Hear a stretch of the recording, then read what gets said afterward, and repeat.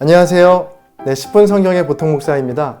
오늘은 신앙생활 3년차 이상인 분들을 위한 영상을 준비했습니다.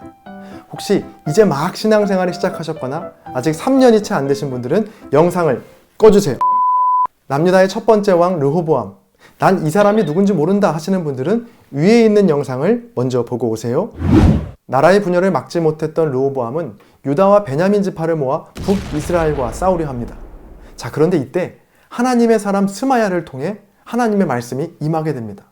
자, 바로 형제끼리 싸우지 말고 각각 집으로 돌아가라는 말씀이었는데요. 자, 놀랍게도 르호보암은 이 말씀에 순종합니다.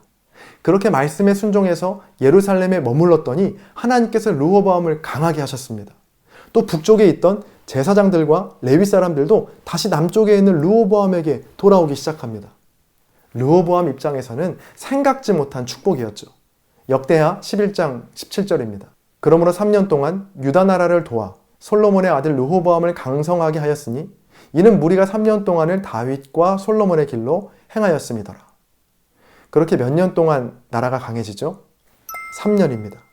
그렇게 3년 동안 강성해진 르호보암은 공교롭게도 4년 차에 사고를 치게 되는데요. 역대하 12장 1절입니다. 르호보암의 나라가 견고하고 세력이 강해짐에 그가 여호와의 율법을 버리니 온 이스라엘이 본받은지라. 3년 동안 하나님께서 축복해 주셔서 남유다가 점점 강성해지자 르호보암은 여호와의 율법을 버리기 시작합니다. 왜일까요? 이제 강성해지는 비법, 나라를 다스리는 그 비법을 좀 알게 되었다는 교만 때문입니다. 3년 동안의 경험을 통해 내가 뭘 좀 안다는 교만한 생각이 들어오자 더 이상 하나님께 묻기보다는 자기의 힘과 경험과 지혜를 의지하게 되죠. 사실 지난 3년간의 축복은 르호보암이 뭔가 훌륭한 능력을 발휘하거나 지혜를 발휘해서 얻어진 게 아니었죠. 전쟁을 하려고 출발하려던 참에 하나님께서 그냥 있으라고 말씀하셨고 그냥 예루살렘에 있었더니 축복을 받은 겁니다. 르호보암이 한 건 아무것도 없었습니다. 자, 그런데 지금 르호보암은 그 3년간의 축복이 전부 자기가 잘나서 받은 것이라는 착각에 빠집니다. 이렇게 교만한 마음이 들어오게 되면 가장 먼저 버리는 1순위는 하나님과의 교제 시간입니다. 예배하고 말씀 보고 기도하는 시간이 너무 아깝게 느껴지거든요. 그때부터 계산하게 됩니다.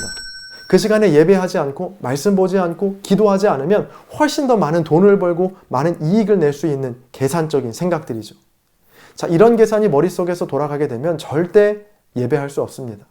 그 시간이 낭비처럼 느껴지기 때문입니다. 자, 그렇다면 이 르호보암은 3년까지는 하나님의 말씀을 잘 듣고 있다가 또 기도도 잘하다가 땡 하고 4년이 되었을 때 말씀을 버렸을까요? 아니죠. 서서히 조금씩 하나님과의 시간을 줄여나갔을 겁니다. 축복을 받았던 첫 해에는 하나님께 감사하며 날마다 기도하고 날마다 말씀을 받을 겁니다. 자, 그러나 한 해, 두 해, 3년간 축복이 지속되니까 점점 요령을 부리지 않았을까요? 하루에 3번을 기도했던 시간이 2번으로 줄었을 것이고 2번 기도했던 시간이 1번으로 줄었을 겁니다. 그렇게 기도 시간이 줄고 말씀 보는 시간이 줄어갔지만 여전히 축복의 현상들은 유지되는 것을 보면서 마침내 4년째 되는 날 여호와의 말씀을 버리게 되었다는 겁니다. 14절에 보면 르호보암에 대한 성경의 평가가 나오는데요. 르호보암이 악을 행하였으니 이는 그가 여호와를 구하는 마음을 굳게 하지 아니함이었더라. 성경은 르호보암을 악한 왕이라고 평가합니다. 자, 그런데 그 이유가 조금 독특합니다. 자, 르호보암이 악을 행하였으니 이는 그가 죄 없는 많은 사람들을 죽였더라 라고 하면 이해가 쉬운데요. 성경은 하나님께 묻지 않고 하나님께 기도하지 않고 그의 마음을 굳게 하지 않았기 때문에 악한 왕이었다라고 평가합니다. 만약 저와 여러분의 삶에서도 기도 시간이 점점 줄어들고 하나님께 묻고 그 마음을 굳게 하는 것이 점점 약해지고 있다면 여러분, 그건 경고 신호입니다.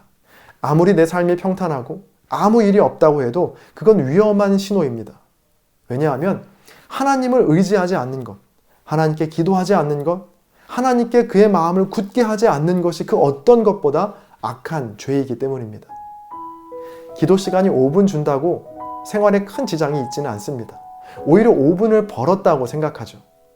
또 하나님 말씀을 5장 읽지 않는다고 해서 우리 인생에 큰 어려움이 오지도 않습니다. 자, 그러나 그렇게 하루하루 주님을 조금씩 잊다 보면 르호보암처럼 마침내 하나님을 아예 버리는 데까지 이르게 됩니다. 아인슈타인이 이런 말을 남겼습니다. 세상에는 무한한 게 두 가지가 있다. 하나는 우주이고 다른 하나는 인간의 무지이다. 인간의 무지는 무한합니다. 우리가 인생을 아무리 오래 살았다고 해도 결국엔 한 번밖에 살지 않는 초보자에 불과하죠.